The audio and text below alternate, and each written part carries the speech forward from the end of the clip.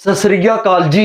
ਇਸ ਵੇਲੇ ਦੀ ਬਹੁਤ ਵੱਡੀ ਖਬਰ ਅਮਰੀਕਾ ਵੱਲੋਂ ਭਾਰਤ ਨੂੰ ਇੱਕ ਵੱਡੀ ਧਮਕੀ ਦਿੱਤੀ ਗਈ ਹੈ। ਕੀ ਧਮਕੀ ਦਿੱਤੀ ਗਈ ਹੈ, ਕੀ ਕੰਪਲੀਟ ਡਿਟੇਲ ਹੈ ਅੱਜ ਦੀ ਆਪਣੀ ਇਸ ਵੀਡੀਓ ਦੇ ਵਿੱਚ ਆਪਾਂ ਜਾਣਾਂਗੇ। ਵੀਡੀਓ ਸ਼ੁਰੂ ਕਰਦੇ ਹਾਂ ਤਾਂ ਵੀਡੀਓ ਸ਼ੁਰੂ ਕਰਨ ਤੋਂ ਪਹਿਲਾਂ ਇੱਕ ਛੋਟੀ ਜੀ ਬੇਨਤੀ ਹੈ ਕਿ ਜਿਹੜੇ ਵੀਰ ਭੈਣ ਭਰਾ ਬਜ਼ੁਰਗ ਇਸ ਚੈਨਲ ਤੇ ਨਵੇਂ ਨੇ ਕਾਈਂਡਲੀ ਚੈਨਲ ਨੂੰ ਸਬਸਕ੍ਰਾਈਬ ਕਰ ਲੈਣ ਔਰ ਬੈਲ ਆਈਕਨ ਦੇ ਬਟਨ ਨੂੰ ਪ੍ਰੈਸ ਕਰ ਦੇਣ। ਵੀਡੀਓ शुरू करते हैं, गो।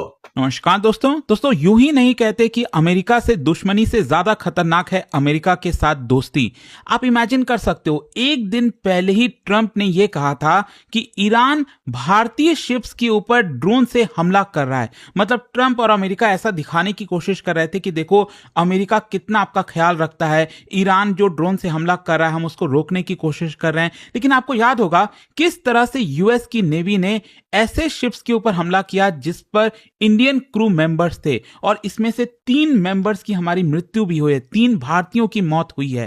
और इसका खेद जताने के बजाय अगर आप देखोगे तो यहां पर जयशंकर साहब ने सेक्रेटरी ऑफ स्टेट, जो बेसिकली एक्सटर्नल अफेयर मिनिस्टर हैं, वैसे ही वहां पर कहा जाता है secretary of state, Marco Rubio, उनसे बातचीत की। ऐसा लग रहा था कि अमेरिका रिग्रेट करेगा, बोलेगा कि नहीं हम अगले बार ख्याल रखेंगे। उल्टा क्या किया है, अमेरिका ने भारत को वार्निंग दे दी है कि देखो ये जो ब्लॉकेड चल रहा है स्ट्रेट ऑफ हॉर्मुज में, इसका वॉलेशन मत करो। तो इसको थोड़ा सा डिटेल में समझने की जरूरत है कि एग्जैक्टली हो क्या रहा है। कल भारत और अमेरिका के बीच में किन चीजों को लेकर बातचीत हुई, यहां पर मार्को रूबियो ने किस तरह की वार्निंग दी है, वो सब कुछ मैं आपको डिटेल से बताऊंगा। चलिए आगे बढ़ते हैं, लेकिन उससे पहले आप सबको बता दूं, आप में से जो भी लोग यूपीएससी की तैयारी कर रहे हैं, स्टडी आईक्यू आईएएस पर इस समय आरंभ ऑफर चल रहा है जिसपे 50% फ्लैट डिस्काउंट सभी यूपीएससी कोर्सेज पर मिलेगा। 2027 हो, 28 हो, 29 हो, कोई भी बैच आप लेना चाहते हो, इसमें 1-to-1 mentorship, test series, revision, 18 books आपके घर पर पहुंचाए जाते हैं। मतलब वहां पर अलग अलग फीचर्स हैं, जो भी फीचर्स की आपको रिक्वायरमेंट है वो वाला पैकेज आप चूज कर सकते हैं। कोई भी अगर आपको डाउट है, प्रॉब्लम है, ये फोन नंबर दिया है, इस पर कॉल करिए एंड यूज करिएगा कोड अंकित लाइव मैक्सिमम डिस्काउंट के लिए। चलिए शुरुआत करते हैं। सबसे पहले ये देखते हैं कि हुआ क्या है। देखिए पिछले एक हफ्ते में आप सब जानते हो कि यूएस की जो नेवल फोर्सेज है उन्होंने मल्टीपल कमर्शियल टैंकर्स के ऊपर हमला किया और इसमें भारत का काफी नुकसान हुआ। एंड स्पेशली अगर आप देखोगे ये जो मैप है स्ट्रेट ऑफ हॉर्मुज के बारे में तो आप सब जानते हो, यहां पर ओमान एक प्रकार से न्यूट्रल कंट्री आप कह सकते हैं। तो यहां पर 3 कमर्शियल शिप्स जो ऑयल टैंकर्स होते हैं उसके ऊपर यूएस की नेवी ने हमला किया। सबसे पहले खबर आई, ये जो ओमान का एक आइलैंड है इसके नजदीक में ही मैरीवेक्स, ये पर्टिकुलर जो टैंकर था इसके ऊपर हमला किया। 24 भारतीय क्रू मेंबर्स थे, उनको कैसे जैसे करके बचाया गया। उसके बाद दूसरी खबर आती है यहां पर सेतेबेलो पर अगर आप देखोगे तो अगेन 24 भारतीय थे जिसमें से 21 की जान बचाई गई ओमान अथॉरिटीज के द्वारा। लेकिन अनफॉर्चुनेटली 3 भारतीयों की यहां पर मौत हो जाती है। मतलब अमेरिका ने जो मिसाइल लॉन्च किया था सेतेबेलो पे, वो यहां पर एक प्रकार से बहुत घातक साबित हुआ और यहां पर अमेरिका रुका नहीं, तीसरा हमला कर दिया। यहां पर आप एक पोर्ट देख सकते हो ओमान का, उसके नजदीक में ही जलवीर, ये जो पर्टिकुलर शिप था, ऑयल टैंकर था, इस पे भी भारतीय क्रू मेंबर्स थे, इनके ऊपर भी हमला किया। ऑल्दो यहां पर सभी भारतीयों को बचा लिया गया था। लेकिन बात यह है कि अमेरिकन नेवी लगातार शिप्स के ऊपर, और वो ये समझिए ये कमर्शियल शिप है, ये कोई ऐसा तो है नहीं कि इसमें सोल्जर्स तैनात हैं वो अपने आप को बचा पाएंगे, यहां पर मिसाइल्स लगी हुई है, ये एक सिविलियन शिप है। आप इस तरह से डायरेक्ट वो भी मिसाइल से हमला कैसे कर सकते हैं? अच्छा, यहां पर क्वेश्चन यही आता है कि अमेरिका ने क्यों ऐसा किया। देखो आप सब जानते हो कि 28 फरवरी से लेकर अभी तक लगातार जो वॉर है चलता जा रहा है। ट्रंप क्लेम तो कर रहे हैं कि आज यहां पर जो वॉर है रुक जाएगा, स्ट्रेट ऑफ हॉर्मुज खुल जाएगा। एग्जैक्टली क्या होगा क्या नहीं इसके बारे में तो नहीं पता, लेकिन यहां पर ऑब्जेक्टिव क्या था अमेरिका का?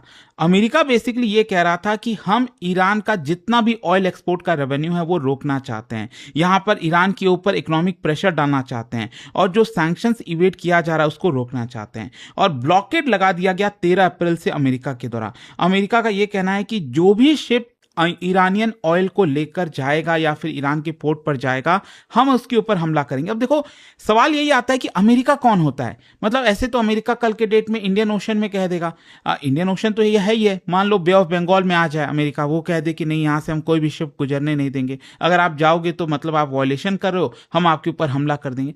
मतलब अमेरिका कौन होता है ये बातें कहने वाला? अगर कोई चीज निकलनी है तो सारे दुनिया की सहमति होनी चाहिए।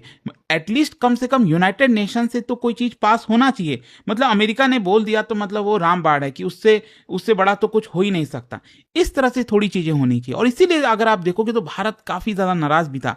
ऑल्दो यहाँ पर भारत ने बहुत एग्रेसिव तरीके से ऐसा अमेरिका के खिलाफ नहीं बोला, लेकिन हाँ, आपको याद होगा भारत ने 2 बार जो यूएस के डिप्लोमेट है, भारत में जो एम्बेसी है, 2 बार यूएस के डिप्लोमेट को बुलाया, समन किया और उनको बताया। और फाइनली आप देख सकते हो कल जो है हमारे external affair minister S Jaishankar साहब ने US secretary of state Marco Rubio से बातचीत की और यहां पर ऑफिशियल कंप्लेंट दर्ज कराया, स्ट्रांग प्रोटेस्ट जताया। एस जयशंकर साहब का पोजीशन साफ था। जो भारत ने हमें बताया वो ये है कि lethal action against commercial shippings are not justified.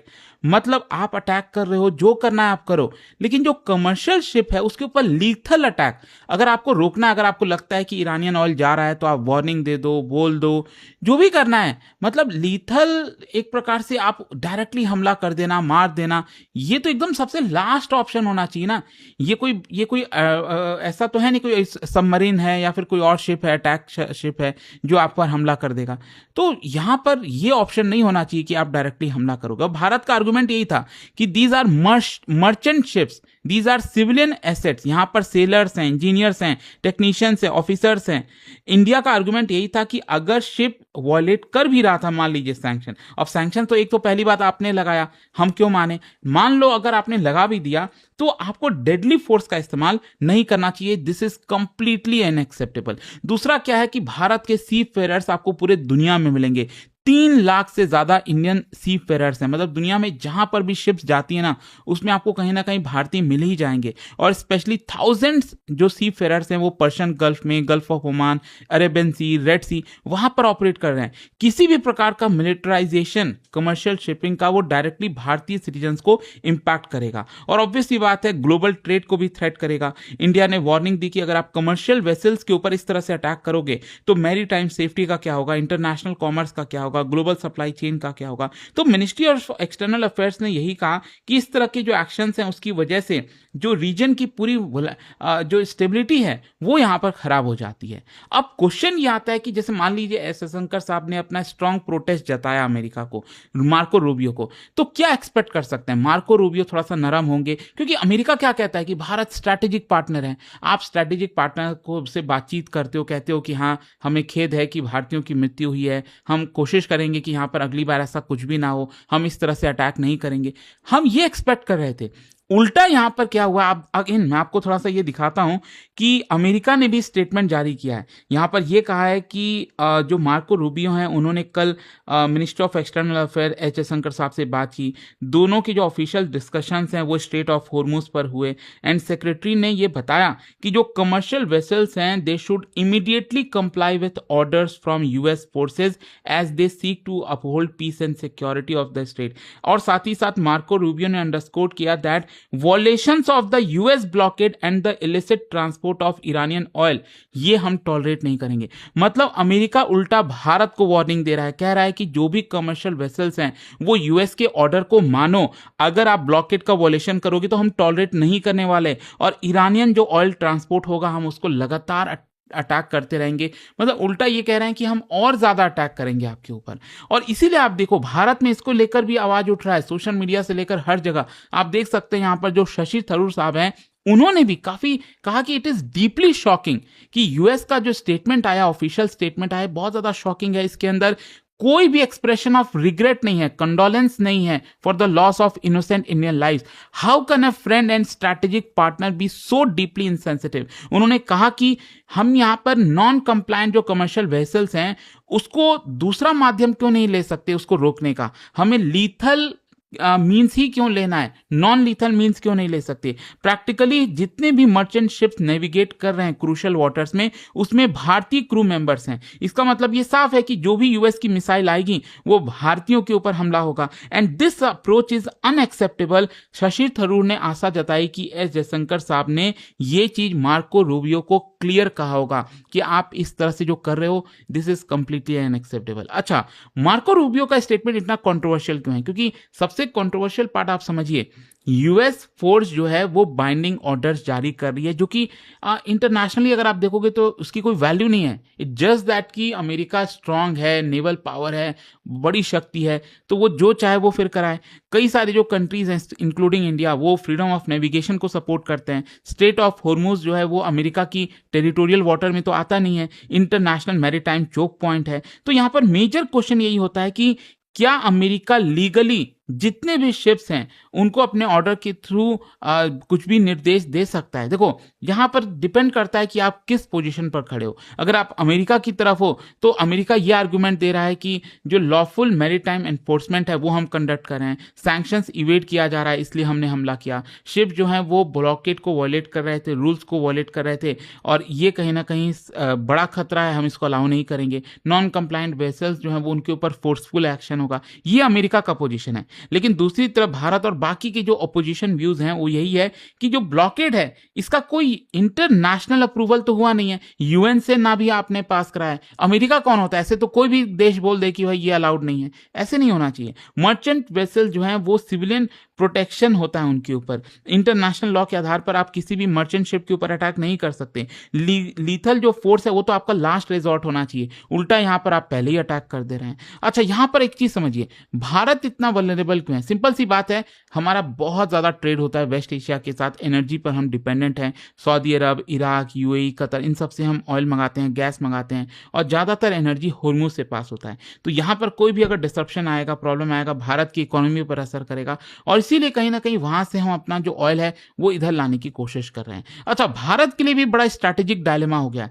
यहां पर 3 प्रायोरिटीज हैं जो जिसके ऊपर भारत को ध्यान देना है। अब किस पर जाए? सबसे पहला है कि यूएस के साथ भी मेंटेन करना है रिलेशन। यूएस के साथ हम इंडो पैसिफिक में डिफेंस, इंटेलिजेंस, क्वाड, हर जगह कोऑपरेट कर रहे हैं। यहाँ पर स्ट्रैटेजिक पार्टनर कहा जाता है, तो हमें ये संभालना है। दूसरा, हमारा जो एनर्जी सिक्योरिटी है उसको प्रोटेक्ट करना है। ट्रांसपोर्टेशन इंडस्ट्री, फर्टिलाइजर प्रोडक्शन, ये सब कुछ हमारे लिए इंपॉर्टेंट है। और तीसरा, हम ईरान के साथ भी दुश्मनी नहीं बढ़ा सकते। मतलब भारत का लॉन्ग स्टैंडिंग इंटरेस्ट रहा है एनर्जी इंपोर्ट में, रीजनल स्टेबिलिटी में, तो भारत सभी के साथ रिलेशन मेंटेन करना चाहता है। अच्छा, यहां पर एक और बात है, ये जो है वो G7 समिट के जस्ट पहले आ रहा है। इनफैक्ट मैं आपको बता दूं, ये कंफर्मेशन आया है कि पीएम मोदी डोनाल्ड ट्रंप से बातचीत करने वाले हैं। बायलैटरल बातचीत होगी G7 समिट के दौरान।